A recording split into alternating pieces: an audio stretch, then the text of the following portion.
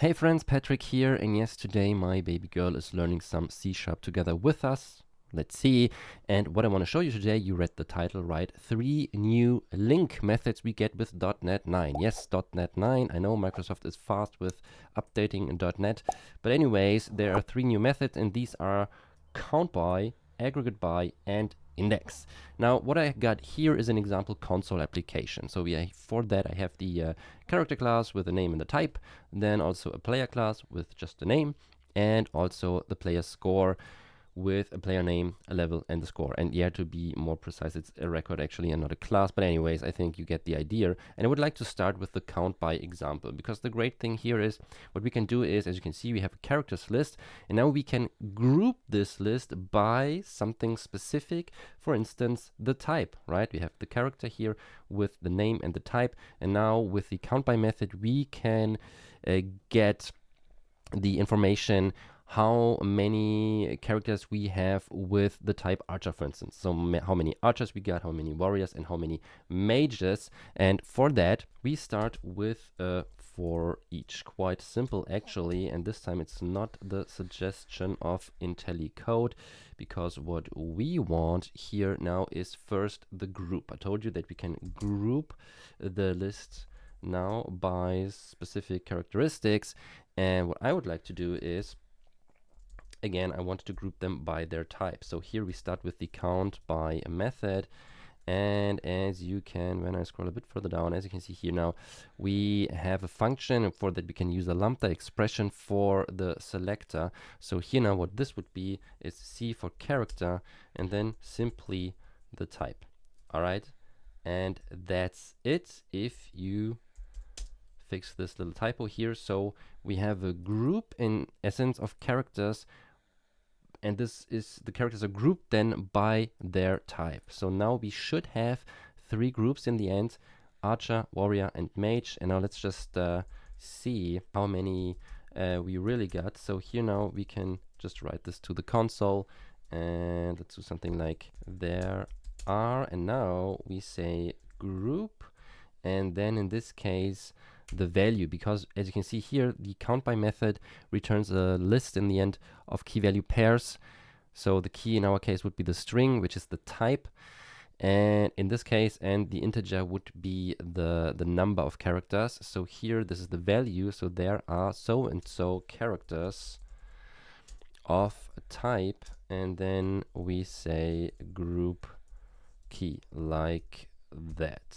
All right, so this should already be the count by method. So let's have a quick look. We just run this, and that's the result. As you can see, there are 2 characters of type archer, 1 warrior, 1 mage. Perfect. Let's move on now with the aggregate by example. This is the most complicated one, I'd say, because what we can do here, again, we can group our list by a certain characteristic, by something specific, and then we can aggregate, well, sum up a value. So here in this case, we have players with a certain name, a certain level, and a score. So what we can do here now with the aggregate by function is that we can group them by the level, for instance, and then count the score of this level.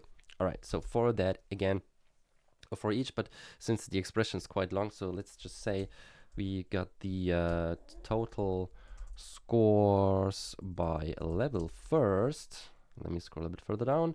So here now we have our scores, right? Again, these are the scores, the player scores. And here we use the aggregate by function. And then here we start with the actual key selector. In our case, this would be the level. So here we just write S for score, and this would be the level. Then we have a seed value. And the last thing now is, again, a function with an accumulator. So this would be the end result in the end, the end sum in our case. So for that, we have another function, another lambda expression. And here we've got the accumulator and the score, and we just say add the score to the end result. And this should be it. And as you can see, again, here are the parameters, a function, we use a lambda expression for that, a seed, and this is the seed would simply be added to the end result in the end, so 0 makes total sense. And again, another function here for the end result. And now let's just have a look if this is correct, right? Again, a for each in this case. And here I would like to use the total scores by level. So this is actually not the complete score, this is the level score now.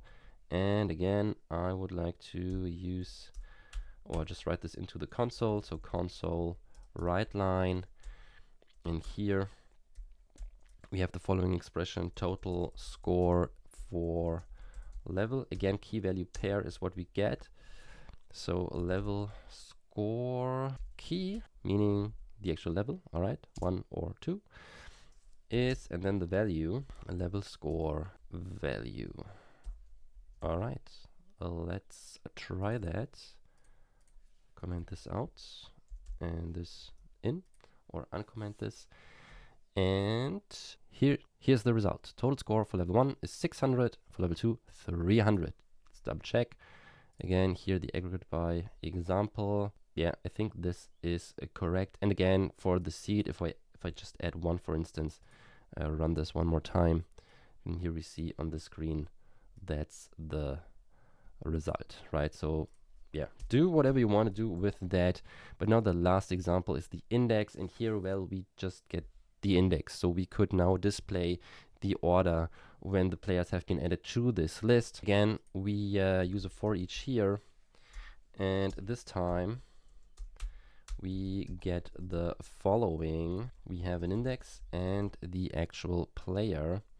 And usually, or before .NET 9, you would use a select function for that, but now you just say players index like that. And again, errors are gone. And as you can see here, this time we get a list with the integer, which is the index, and then the item, which is a player in that case, because here we have our player list. So what we can do now is simply console write line, and then we say player with the specific index. It starts with 0, so we can add 1 here, for instance, and then we just display the player name, like player name, and we are done. And now let's run this as well. All right, and again, here's our result. First one is Katniss, then Kratos, Aloy, and Raistlin, and of course we can run everything in one application. So here now we have the complete result: archers, warrior, mage, the scores, and the order the players have been added to the list. Awesome. So I hope you learned something today already, .NET 9 stuff. And if so, please don't forget to hit the like button, subscribe to my channel. Thank you so much. Also, thank you so much to all my patrons supporting me. I love every single one of you. Thank you very much for watching, and I hope I see you next time. Take care.